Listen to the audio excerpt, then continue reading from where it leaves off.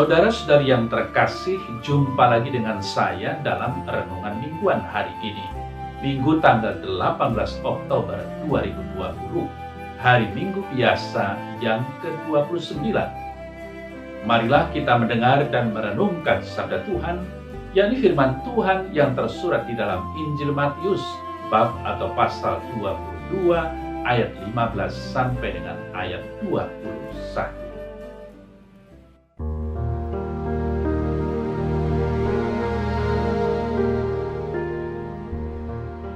Sekali peristiwa, orang-orang Farisi berunding bagaimana mereka dapat menjerat Yesus dengan suatu pertanyaan. Mereka menyuruh murid-murid mereka bersama-sama orang-orang Herodian bertanya kepadanya, "Guru, kami tahu engkau adalah seorang yang jujur dan dengan jujur mengajar jalan Allah, dan engkau tidak takut kepada siapapun juga, sebab engkau tidak mencari muka. Katakanlah kepada kami pendapatmu, apakah diperbolehkan membayar pajak kepada kaisar atau tidak?" Tetapi Yesus mengetahui kejahatan hati mereka itu, lalu berkata, "Mengapa kamu mencobai aku, hai orang-orang munafik? Tunjukkanlah kepadaku mata uang untuk pajak itu." Mereka membawa suatu dinar kepadanya. Maka ia bertanya kepada mereka, "Gambar dan tulisan siapakah ini?" Jawab mereka, "Gambar dan tulisan kaisar." Lalu kata Yesus kepada mereka, "Berikanlah kepada kaisar apa yang wajib kamu berikan kepada kaisar, dan kepada Allah apa yang wajib kamu berikan kepada Allah."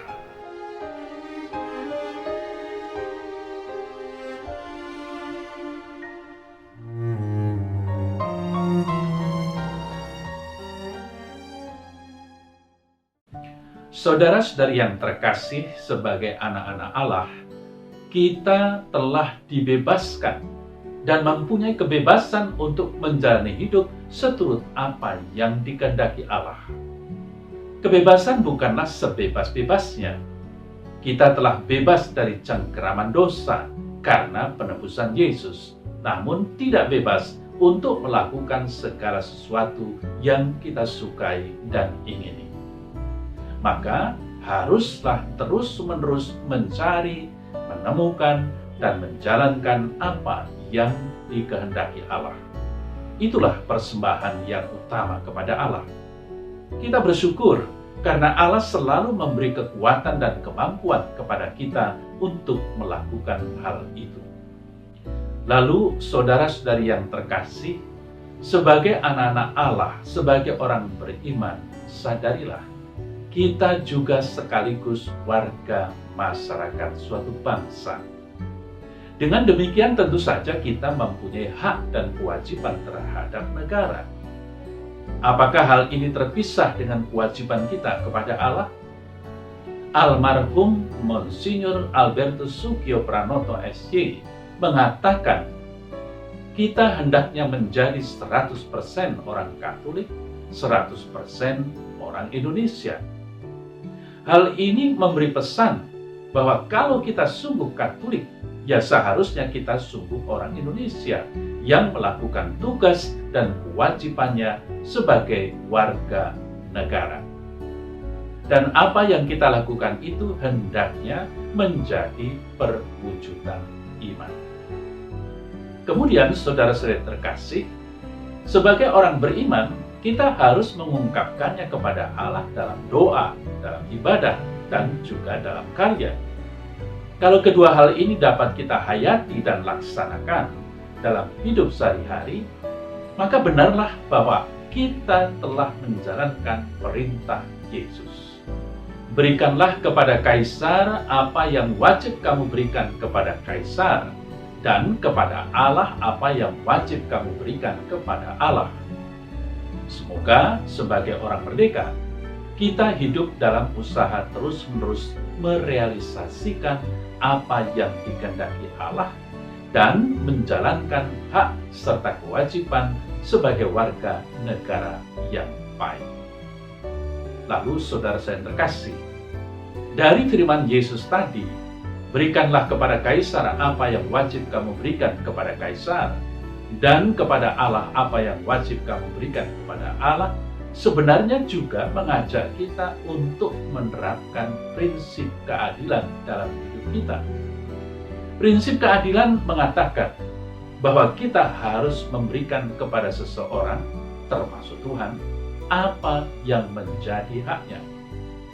Dengan demikian, Kristus mengajarkan agar kita memberikan keadilan kepada penguasa dengan memberikan apa yang menjadi kewajiban kita kepada penguasa, dan pada saat yang bersamaan memberikan kepada Tuhan apa yang menjadi hak Tuhan. Keadilan kepada Tuhan diberikan oleh manusia dalam bentuk kebajikan agama atau religion. Karena Tuhan sebagai pencipta dan pemelihara manusia patut mendapatkan pujian dan sembah yang diwujudkan dalam agama. Saudara saya terkasih, di dalam komunitas dan masyarakat, kita mengenal adanya keadilan yang disebut oleh Santo Thomas Aquinas dalam Summa Theologiae, keadilan komutatif, keadilan distributif, dan keadilan legal.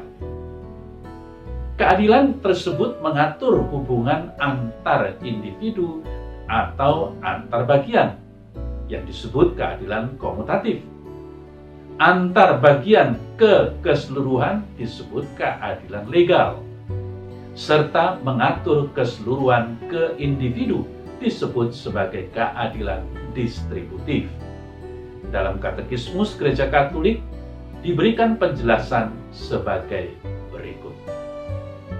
KGK 2411 mengatakan, kontrak-kontrak berada di bawah tuntutan keadilan komutatif yang mengatur pertukaran antara pribadi-pribadi dengan memperhatikan hak-hak mereka dengan seksama. Keadilan komutatif wajib sifatnya. Ia menuntut bahwa orang melindungi hak-hak pribadi, membayar kembali utang, dan memegang teguh kewajiban-kewajiban yang telah diterima dengan sukarela. Tanpa keadilan komutatif, tidak mungkin ada suatu bentuk keadilan yang lain.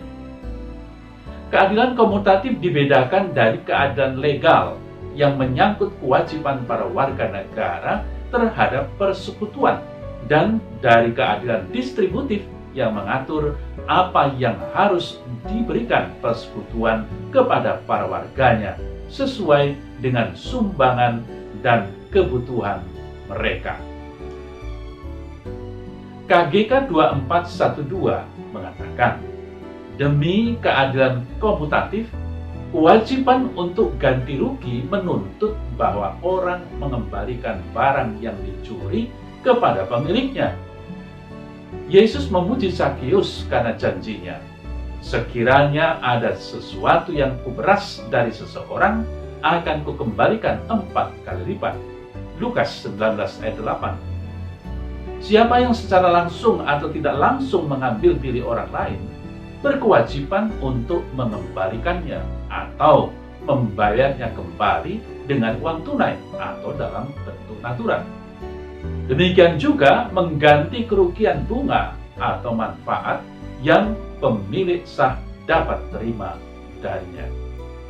Siapa yang dengan salah satu cara telah mengambil keuntungan darinya dengan sadar, umpamanya siapa yang menyuruhnya atau yang telah bekerja sama atau yang melindunginya, berkewajiban untuk ganti rugi sesuai dengan tanggung jawab dan keuntungannya.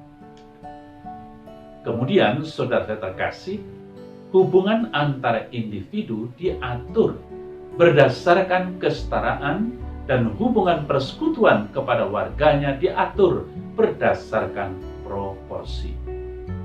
Dan setiap individu harus memberikan dirinya kepada persekutuan untuk mencapai kebaikan bersama. Maka saudara saya terkasih, di sini menjadi semakin jelaslah bahwa warta Injil hari ini juga memberikan gambaran akan keadilan itu, yakni memberikan apa yang menjadi hak orang lain, termasuk Tuhan. Kalau keadilan dapat diterapkan, maka damai sejahtera akan muncul. Kitab Mazmur mengatakan, kasih dan kesetiaan akan bertemu. Keadilan dan damai sejahtera akan bercium-ciuman. Mazmur 85 ayat 11. Jadi, kalau kita mau menciptakan damai sejahtera, maka mulailah dengan bersikap adil. Dengan demikian, keadilan akan bertemu dengan damai sejahtera dalam satu kesatuan. Saudara saya terkasih, sadar akan warta Injil hari ini, maka marilah kita bersama-sama berusaha menciptakan keadilan di tengah-tengah kita, terutama memberikan kepada negara apa yang wajib kita berikan padanya, misalnya dengan membayar pajak, dan memberikan kepada Tuhan apa yang wajib kita berikan kepadanya juga, misal doa, pujian, sembah, dan syukur dalam ibadah kita sebagai orang beriman Kristiani.